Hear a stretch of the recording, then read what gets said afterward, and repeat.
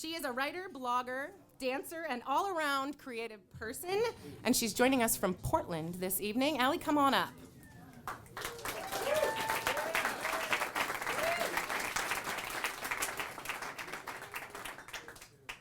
to have lots of the up and down tonight. How's that? I don't know. How is it? Check it out. Is it good? Give it the whirl. All right. All right. I'm ready. All right. To say that I was unpopular in junior high would be an epic understatement. This is the late 80s, and when all the other girls were crushing over Corey's and Kirk Cameron, I was in my bedroom alone worshiping Buddy Holly, who was dead, and MacGyver, who's like 35-year-old mullet-wearing science crime solver. So as you can imagine, I was red hot with the boys, red hot. So red hot, in fact, that they would often find me after class in the hallways and say really sexy things like, "It must be embarrassing to have such small boobs," or "nice mustache." As you can imagine, junior high was a time of crippling loneliness and depression for me. And of course, that's the time when the universe turns on the hormonal spigot. And so all of my other 8th grade classmates were like hooking up and having these great like boy-girl sexy makeout parties, which of course I was not invited to, except for one time where the most popular girl in class got to, her mom forced her to invite everyone. And so of course I was on the list, and I was so excited. And then 2 days before the big event, I get this anonymous phone call. And I'm like, "Hi, who's this?" "I don't know, but you're not invited to my party." Which is hilarious in retrospect, but the time was just crushing.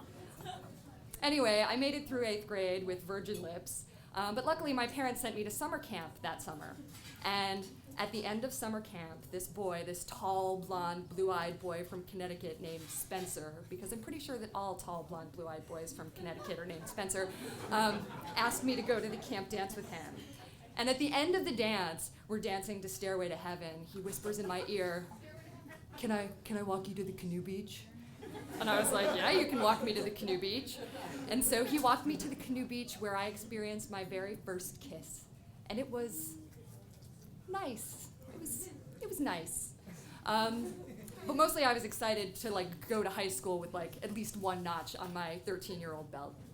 So flash forward through another highly unsuccessful year of being awkward and embarrassing with boys like, "If you like me, check this box." Did not check the box. Anyway, it's the very last day of school before summer vacation, and I'm out on the steps, and this boy, this older boy, comes up and starts talking to me, and we're talking, and his name is Virgil.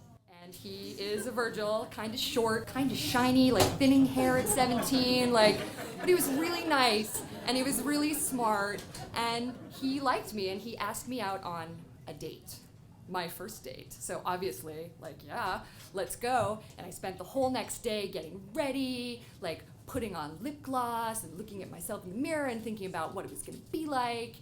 And he shows up, and neither one of us can drive, so we walk to the Wendy's at the end of my street. And then we go rent a VHS tape from the local home vision video, which we watched miles apart on the couch, very awkwardly, not talking for 2 hours. And at the end of the night, at my 11 o'clock curfew, I walked him out to the porch of my parents' house for the moment. And he leans in for the moment, and it was the worst thing that ever happened. Like somebody was trying to stuff 2 wet, squirming earthworms into my mouth. Just horrible.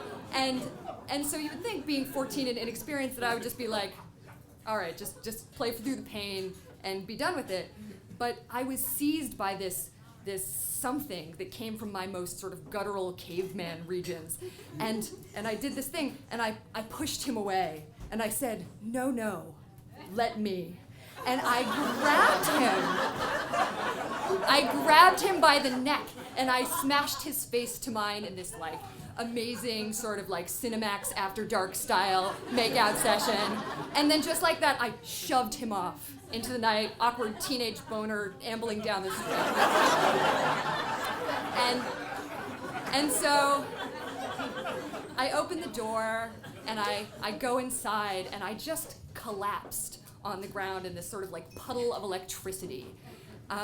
because what I learned in that moment was that, like, what's sexy about sex, it's not just bumping your moist regions up against each other in tribal rhythm. Like, what I learned in that moment was that this wasn't Canoe Beach nice. Like, this was hot.